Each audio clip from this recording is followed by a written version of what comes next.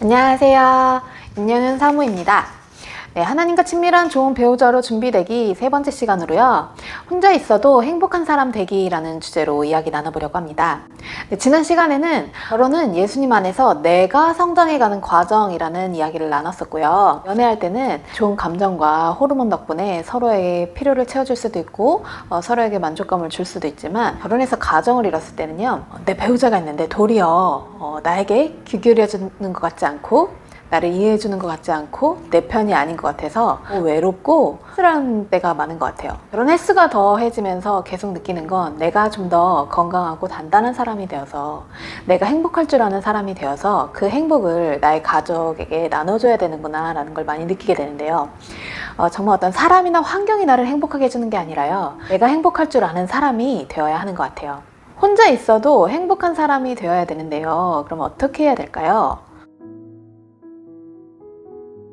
사람은 하나님과 친밀한 교제를 나누면서 그 하나님의 사랑을 받으면서 살도록 지음을 받았기 때문에, 우리가 그분의 사랑으로 채워지지 않으면요, 그 채워지지 않은 만큼 다른 것들을 구하게 되어 있는데요. 어떤 성공, 아니면 부, 아니면 어떤 쾌락 같은 거, 그런 것들로 채우려고 하지만 정말 소금물과 같은 역할을 해서 그 어떤 것으로도 만족할 수 없는 게 우리 인생인 것 같아요. 진짜 행복한 사람이 되려면 정말 하나님의 은혜로 매일매일 채워지는 것이 중요한데요. 연애를 하지 않는 이때가 하나님을 깊이 만날 수 있는 가장 좋은 때인 것 같아요. 예수님의 십자가의 사랑이 나를 향해 어떻게 흐르고 있는지, 그리고 그 사랑으로 인해서 내가 어떤 사람인지, 내가 얼마나 소중한 사람인지, 얼마나 귀한 사람인지를 알고 나의 삶의 무거운 짐들을 주님 앞에 빨리빨리 맡겨드리는 그런 훈련도 해나가시면 참 좋을 것 같아요. 우리가 주님을 만나려면 정말 좋은 방법들이 있죠. 바로 기도와 말씀, 예배인데요. 주님과의 만남이고 주님과의 교제죠. 지금 저희 교회 기본 양육반 모임을 하고 있는데요. 이제 코로나19 때문에 다른 모임은 못하고 이제 기본 양육반 모임만 하고 있는데, 신앙이 어리지 않는데 운동을 주셔서 참석하고 있는 분들이 계세요. 이분들이 하는 얘기가 참 감동이 많이 되더라고요. 퇴근을 좀 일찍 하게 돼서 되게 좋은 공원에 가서 두세 시간을 그곳에 거닐면서 성령님께 자신의 이야기들을 나누고, 만물을 보면서 성령님과 이렇게 교제를 나누면서 그곳을 산책했다는 얘기를 하는데, 그곳에 다 커플들이더래요. 그런데 그것이 부럽지도 않고 외롭지도 않더라라는 얘기를 하더라고요. 또 한 분은 새벽에 말씀을 잠잠히 묵상하면서 자신의 영혼으로 하여금 하나님을 향할 수 있도록 그렇게 그 시간을 보냈다고 하는데, 이분들이 주님과 연애하는 삶을 살고 있구나 라는 게 참 많이 감동이 되더라고요. 주님을 만나기 위해서 가장 좋은 방법은 바로 예배 자리에 참석하는 거고요. 대신에 그저 드리는 똑같은 예배가 아니라요, 정말 그 시간에만 주시는 하나님의 은혜가 있거든요. 그 예배 자리에 참석하면서 정말 주님 만나기를 소원하는 마음으로, 갈망하는 마음으로 기도를 준비하면서 예배를 기대하셨으면 좋겠어요. 만약에 예배 자리에 참석할 수 없는 상황이다 하면, 이제 코로나19 덕분에 정말 온라인 집회들이 정말 많이 있잖아요. 저는 고3 졸업식 때 일반 가자는 친구들을 뒤로 하고 혼자서 예수전도단 화요 모임에 참석했던 그 기억이 나요. 벌써 20년 전 일인데, 그러면서 제 삶의 방향성들이 되게 많이 바뀌었었거든요. 근데 이제는 온라인으로 실시간 참석도 할 수 있고 녹화된 영상으로 예배할 수도 있더라고요. 우리 안에 계시고 우리 곁에 계시는 성령님께 도우심을 구하면서 주님의 사랑을 경험하기를 사모하는 마음으로 그 예배를 통해서 주님과의 만남도 가지시면 참 좋을 것 같아요. 예전에는 저도 하나님께서 나를 높여주시고 나를 잘되게 하실 거야, 그리고 나를 괴롭히는 사람을 혼내주실 거야 라는 생각을 했었는데요.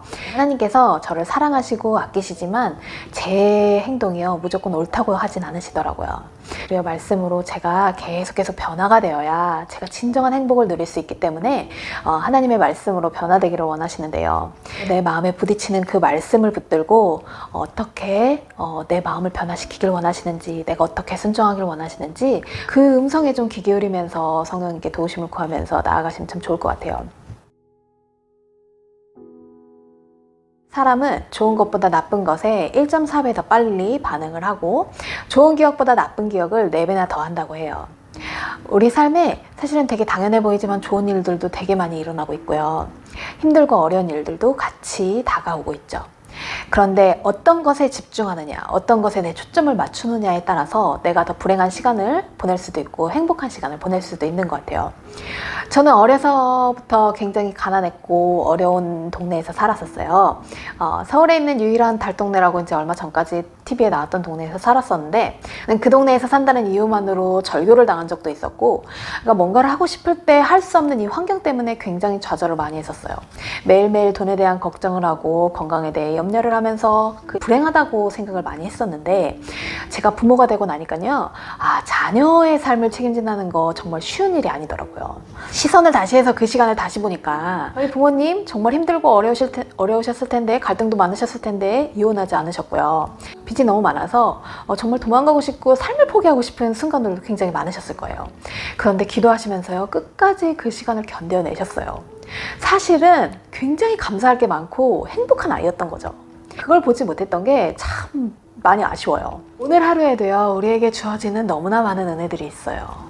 그것과 함께 걱정하고 염려할 일들도 분명히 있을 거예요. 저희 가정도 여전히 생활에 어려움은 있고 힘든 일 있지만, 이제는 빨리빨리 하나님 앞에 그걸 맡기고, 예전에 그 어려움을 이겨나가게 하신 하나님께서 이번에도 당연히 이겨나가게 하실 걸 믿어요. 그리고 오늘 하루 저에게 주어지는 그 은혜들 있잖아요. 맑은 하늘과 예쁜 단풍잎들, 오늘 만난 사람들로 인해서 주어지는 그 사랑들, 오늘 하루 부어주시는 그 하나님의 사랑에 초점을 맞추면서 좀 더 행복한 사람이 되기를 선택하고 있는 거죠.